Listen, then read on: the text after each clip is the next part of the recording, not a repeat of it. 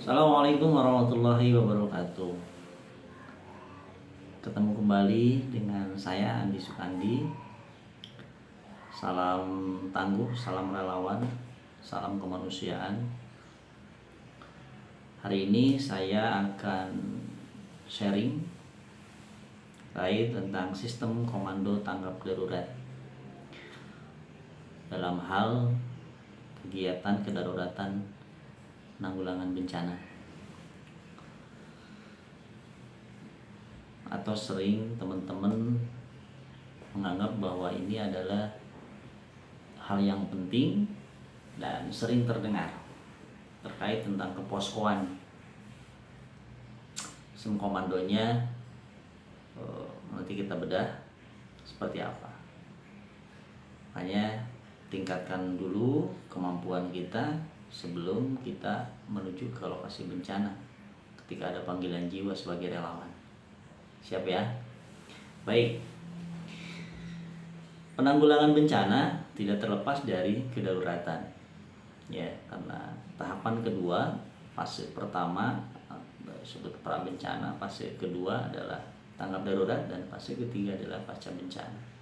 Ini merupakan hal yang sangat penting dan selalu familiar dalam kegiatan-kegiatan penanggulangan bencana.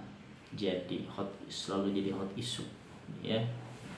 Tapi buat kita sebagai relawan harus memahami hal ini terkait tugas pokoknya posko ini seperti apa. Termaktub dalam Perka nomor 10 tahun 2008 tentang sistem komando tanggap darurat. Yang mana sistem komando tanggap darurat bencana ini adalah suatu standar penanganan darurat bencana yang mengintegrasikan pengerahan fasilitas, peralatan, personil, prosedur, dan komunikasi dalam suatu struktur organisasi. Komando tanggap darurat bencana adalah organisasi penanganan tanggap darurat yang dipimpin oleh seorang komandan dan dibantu oleh staf komando dan staf umum melalui struktur organisasi standar yang menganut satu komando dengan mata rantai dan garis komando yang jelas, terpusat ke atas. Jadi satu komando, satu informasi, satu perintah dalam penanganan sebuah tindakan. Staf komando adalah pembantu komandan dalam menjalankan urusan sekretariat, humas, perwakilan instansi dan lembaga ada di situ, serta keselamatan dan keamanan. Ada lagi staf umum adalah pembantu komandan dalam menjalankan fungsi utama dalam melaksanakan tugas di bidang operasi, perencanaan, logistik, dan peralatan, serta bidang administrasi keuangan. Ya, itu yang termaktub dalam Perka 10 nomor 10 tahun 2008 ini. Nah, apa yang akan terjadi ketika tanggap darurat ini disahkan? Maka akan terjadi sebuah tindakan-tindakan yang urgent tetapi dimudahkan aksesnya. Ada yang namanya kemudahan akses pada saat tanggap darurat bencana. Pada saat keadaan darurat bencana ditetapkan oleh pemerintah, ya, melalui BNPB, kalau di tingkat nasional melalui BPBD, atau di tingkat provinsi, kota, dan kabupaten. Apa saja kemudahan akses itu pada saat tanggap darurat? Satu, pengerahan sumber daya manusia itu diminta oleh komandan tanggap darurat, mau tidak mau harus mau kalau diminta, karena ini sifatnya urgent, sifatnya darurat, terkait ke masalah nyawa, urusannya nyawa korban yang harus segera diselamatkan. Pengerahan peralatan, alat apapun yang dibutuhkan, alat berat untuk penanganan longsor, penanganan bencana-bencana, apapun itu, ya, peralatan apapun. Pengerahan logistik harus segera Dan itu hal yang harus akses. Kenapa? Pemenuhan kebutuhan dasar sangat penting.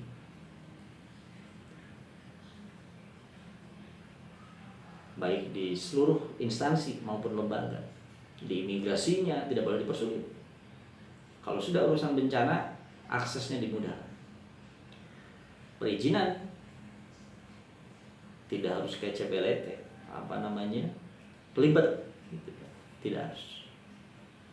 Meski banyak yang beranggapan bahwa ini kok ribet banget sih minta bantuan itu, ngambil bantuan itu ke posko segala macam, karena belum tahu tahapannya. Pengadaan barang dan jasa itu juga harus cepat.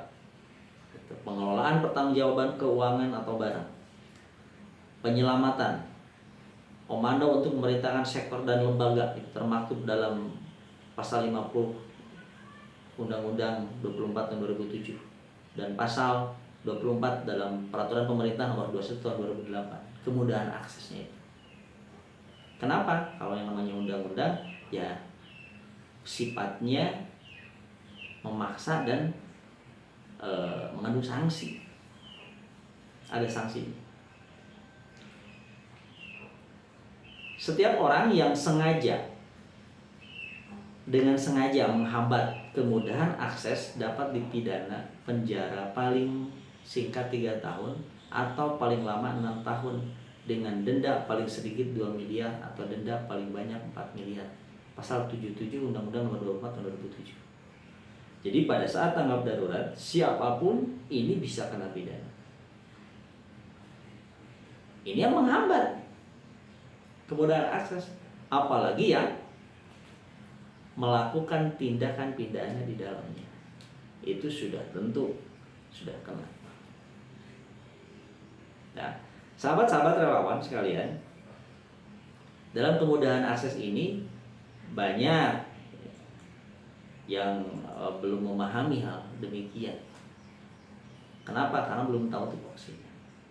Ya, setidaknya kita hari ini membedah hal ini untuk kemudahan, untuk menambah keilmuan kita sebagai relawan dalam bertugas ketika kita terjun ke lokasi bencana. Komando tanggap darurat itu ditetapkan berdasarkan status tanggap darurat bencana oleh Presiden kalau di tingkat nasional, Gubernur kalau di tingkat provinsi, Wali Kota kalau di tingkat kota, dan Bupati kalau di tingkat kabupaten. Ya, nah, surat keputusannya itu ditandatangani oleh kepala daerah.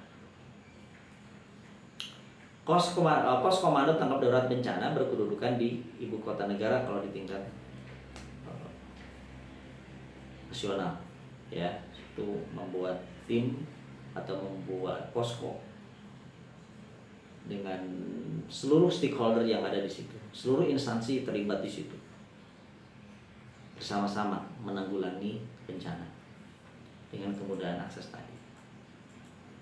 Ya, tugas pokoknya adalah melaksanakan pengelolaan data dan informasi tentang penanganan darurat, menyusun rencana operasi penanganan darurat, mengkoordinir dan mengendalikan pelaksanaan penanganan darurat, melakukan pemantauan dan evaluasi penanganan darurat, melaporkan pelaksanaan penanganan darurat kepada kepada pimpinan, ya, BNPB, BPBD, daerah, kabupaten, kota, dan provinsi.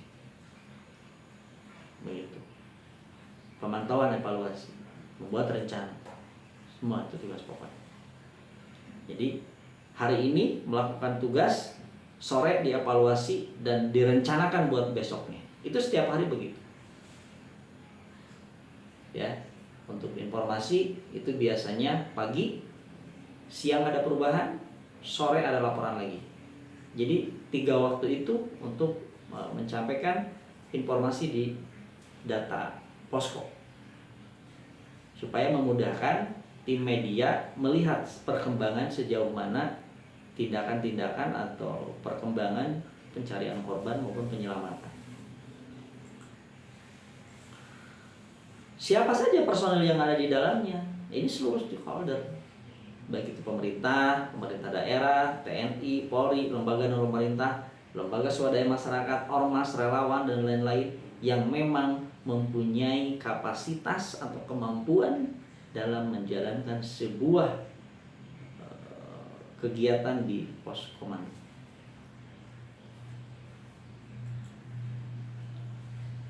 Setidaknya ada 5 fungsi utama manajemen komando ini. Satu, ada komando, yang kedua operasi, yang ketiga perencanaan, yang keempat logistik, dan yang kelima keuangan dan administrasi. Ini staf-staf ini yang bergerak terus, ya. Sistem komandonya jelas. Struktur komandonya juga sini nanti bisa dilihat di paparan ya. Ada 5 pos dalam kedaruratan, ya. Ini yang perlu diketahui sama teman-teman. 1, pos komando. Yang kedua, pos logistik. Yang ketiga, pos pengungsi, pos kesehatan, dan dapur umum. Nah, ini yang wajib ada tiap pos itu. Pos komando untuk mengomandoi seluruh aktivitas kegiatan penanggulangan bencana kedaruratan. Logistik untuk mengetahui alur keluar masuk barang atau bantuan dan kebutuhan-kebutuhan yang harus didistribusikan atau diminta. Berapa data pengungsi yang ada, itu ada di pos pengungsi. Apa yang harus dilakukan? Korban apa yang harus ditangani di kesehatan? Korban yang mana yang harus dirujuk ke rumah sakit? Nah, itu adanya di pos kesehatan. Berapa kebutuhan makan? Pagi, siang, sore. Pagi, siang, malam itu, ya. Adanya di dapur umum. Ini nggak berhenti ini. Mesin yang tidak pernah berhenti ini.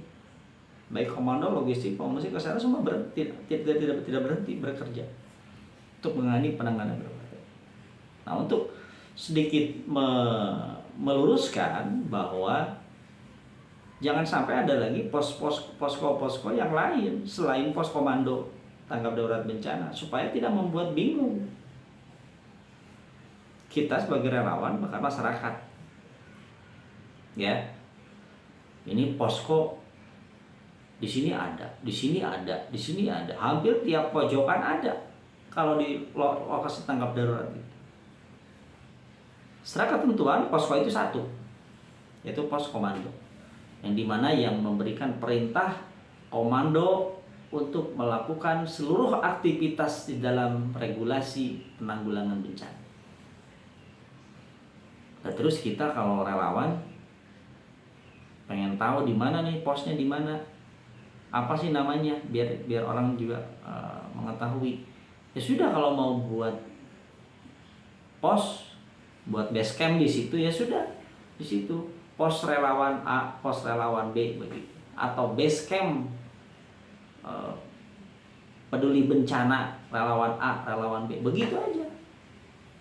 Ya, ini teman-teman ya, teman-teman sejawat sama relawan, ini harus sedikit dipahami untuk mengurai sedikit demi sedikit penataan SOP yang ada, yang berjalan di lapangan. Begitu. Nah, penetapan kecepatan atau ketepatan memilih seorang komandan itu sangat penting. Komandan tanggap darurat ini, itu dilihat dari track recordnya ya, yang ya mungkin tahap itu prosedurnya memang ada di pemerintah, bukan ranah kita memang, tapi setidaknya kita mengetahui lah kredibilitas seorang pimpinan itu seperti apa, seorang komandan di situ seperti apa, ya, yang harus memiliki kemampuan, memiliki pengalaman yang bagus, yang hebat. Kenapa? Karena di situ dipertaruhkan si orang komandan tanggap darurat itu, karena harus didukung oleh semua pihak secara bersama-sama, tidak satu pihak, tapi seluruh pihak bekerja bersama dan bekerja bersama-sama. Ya, mungkin dapat dipahami ya makna itu. Alur penetapan status tanggap darurat nanti bisa dilihat nih, dari informasi awal masyarakat ke pemerintah, mulai RT RW sampai ke tingkat kabupaten, baru nanti pemerintah menugaskan tim reaksi cepat. Setelah tim reaksi cepat bekerja menuju ke lokasi bencana, bikin kaji cepat. Setelah kaji cepat dilaporkan hasilnya, maka di situ dirapatkan rapat terbatas, rapat penentuan status tanggap darurat, masuk atau tidak kategori ini status tanggap darurat bencana itu. Kalau sudah masuk kategori tanggap darurat bencana, baru di situ dibentuk tim komando tanggap darurat. Bekerjalah sebuah tim penanganan tanggap darurat bencana. Apa saja yang harus ada di posko? Fasilitas komunikasi yang memadai, termasuk untuk kirim pesan masuk dan keluar, gitu ya. Sekarang sudah internet sudah jalan. Kalau kondisi mati, listrik mati, wifi mati, nah, ini pemerintah punya, BNPB punya yang namanya mobil komunikasi atau komunikasi mobile, ya. Itu menggunakan satelit, ada tuh di seluruh kabupaten, di seluruh provinsi. Sekarang mungkin sudah seluruhnya punya, ya, setahu saya begitu. Jadi kalau ada kedaruratan, sinyal mati, listrik mati, itu bisa diaktifasi, ya. Karena sehebat dan sebagus, semahal apapun handphone kita, kalau sinyal mati, udah nggak ada manfaatnya itu, ya. Sehingga dalam kondisi darurat apapun bisa terjadi. Fasilitas paparan peta harus ada, peta kejadian di situ ada, digambarkan secara kasar saja, yang oleh petugas di situ. Ketersediaan sumber daya, data dampak bencana, struktur organisasi, kegiatan yang dilakukan, sudah, sedang, dan akan dilakukan. Ya, yang sudah dilaporkan, yang sedang apa, yang akan apa, itu di posko harus ada. Fasilitas ATK, meja, ruang kerja, dan segala macamnya harus. Ruang pertemuan harus ada, karena pertemuan itu setiap hari. Seluruh tim perwakilan, masing-masing koordinatornya kumpul di situ, ya. Dari perwakilan relawan ini, ya. Terus dari TNI, unsur batalion mana saja yang bergabung di situ, itu para komandannya ngumpul di situ. Para seluruh instansi pemerintah, dinas-dinas itu kumpul di situ. Rapat mengevaluasi ke agenda hari ini dan merencanakan agenda hari esok. Ruang media harus terpisah karena harus memberikan informasi dan data kepada pers, ya. Itu harus terus terpisah karena media itu yang paling utama dalam menyebarkan informasi ke publik. Fasilitas istirahat petugas pun juga harus ada, ya. Bukan robot, tidak bisa semuanya di sini bekerja 24 jam selama 7 hari pun enggak. Itu harus terbagi karena kita bekerja harus maksimal, badan kita harus fine. Aspek lain seperti gudang, garasi, dan sebagainya itu harus mumpuni supaya menambah kinerja tepat bagi petugas. Terus harus ada juga data korban, di situ harus terpampang, ya. Bagian itu harus terpampang di situ. Jadi pada saat simulasi nanti kita akan lakukan. Ada data pengungsi, ya. Terus data petugas dari mana, berapa jumlahnya, apa kemampuannya, di situ disebutkan. Jangan sampai kita yang datang ke lokasi bencana tanpa ada kemampuan, nggak boleh. Apalagi yang datang cuman selfie saja, itu namanya wisata bencana, nggak boleh, ya. Data peralatan dan logistik, kendaraan yang dipakai, prasarana dan sarana yang rusak itu terpampang di situ, ya. Mana yang harus segera dilakukan, mana yang belum dilakukan, dan mana yang akan segera dilakukan perbaikannya. Peta terutama itu harus ada, di mana, karena peta itu akan menunjukkan di mana titik lokasi gempanya atau bencananya, di mana poskonya, di mana pusat pemerintahannya. Nah, ini berkesinambungan, menentukan jalur evakuasi atau menentukan titik proses cepat dan tidaknya melakukan tindakan, itu lihat dari peta itu.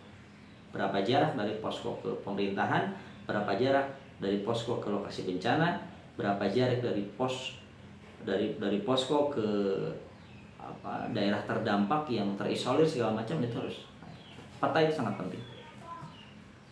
Ya, itu saja teman-teman, sahabat-sahabat sekalian, terutama teman-teman yang bergerak di bidang kebencanaan, terutama teman-teman relawan. Ya, demikian sahabat-sahabat yang bisa saya sampaikan. Semoga sharing ini bisa bermanfaat bagi kita semua. Tetap waspada, tetap tingkatkan kapasitas kita guna membantu masyarakat dalam dunia kebencanaan. Materi ini dipersembahkan untuk sahabat-sahabat yang sedang menempuh sertifikasi BNSP sebagai porter, sebagai guide, sebagai pemandu wisata. Ya, mudah-mudahan yang diselenggarakan oleh teman-teman sahabat elang ini bisa menambah kualitas dan kuantitas teman-teman yang bergerak di kegiatan pendakian maupun di guide. Itu saja yang bisa saya sampaikan. Terima kasih atas perhatiannya. Bergerak, berbuat, bermanfaat. Assalamualaikum warahmatullahi wabarakatuh.